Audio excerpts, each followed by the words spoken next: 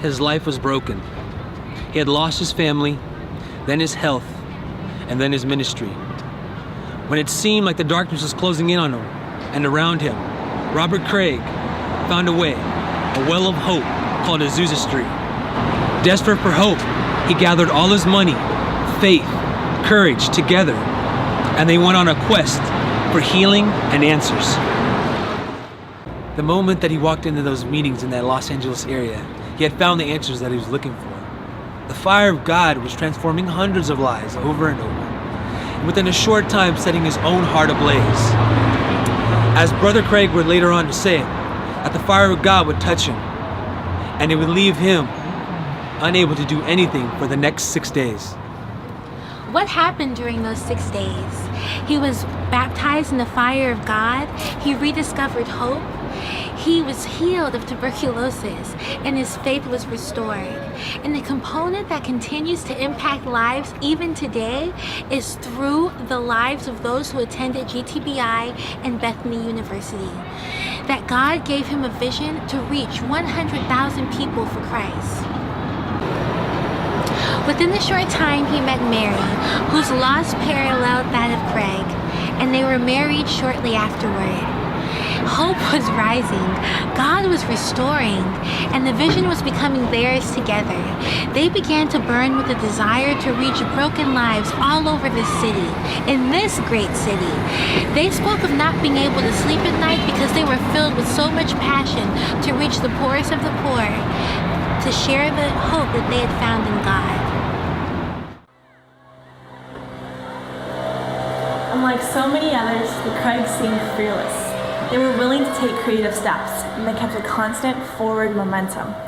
Ignoring the sneers of the religious, GT had its first meeting in the saloon. To them, it seemed like the ideal place to find broken people.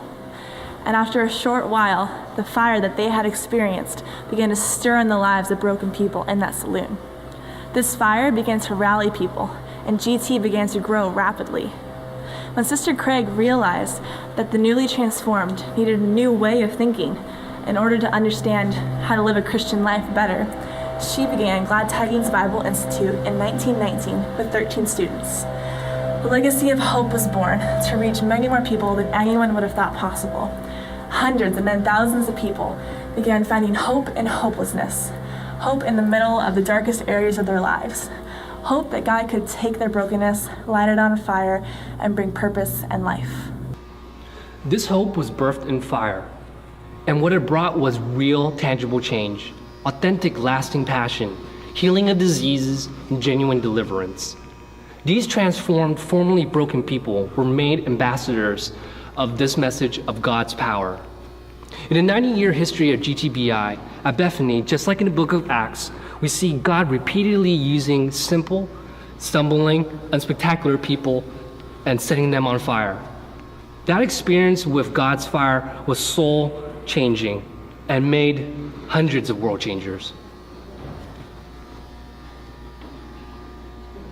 Within 10 years of the founding of GT and 4 years of the establishment of GTBI, the 7-story Craig building was complete, and work on the temple, as the current GT building was called, began. Brother Craig raised the money from Mary's large inheritance in hundreds of donations of $2 each from around the country.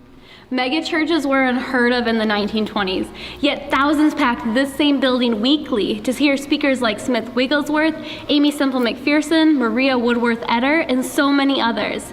The 60-piece orchestra and 300-voice choir were central to the worship services.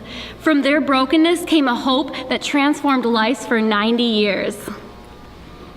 Because the Craigs invested in lives, that investment has produced unbelievable dividends. Churches were established, hope was born. Orphanages were built, hope was born again. Bible schools were built and staffed, yet again, hope was born.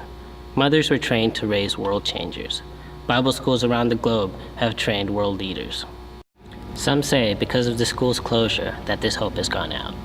Glad Tidings would disagree with that.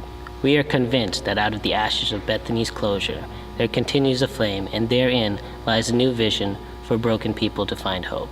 But this vision is far grander than what will be established here in this church. Today we celebrate what God has done. No man, not Robert Craig, not Mary Craig, not Cordis Burnett, not C.M. Ward, nor anyone else deserves the honor for this lasting legacy. Only God deserves the honor. It was God who established Glad Tidings Bible Institute in Bethany for 90 years. It was God who lit the fire in the hearts of so many. It was God who spoke the word and changed these lives. And it was God who not only gave the vision to Robert Craig, but allowed it to be established in the lives of students again and again. We give God thanks, praise, and honor for the great foundation and what he's done through this.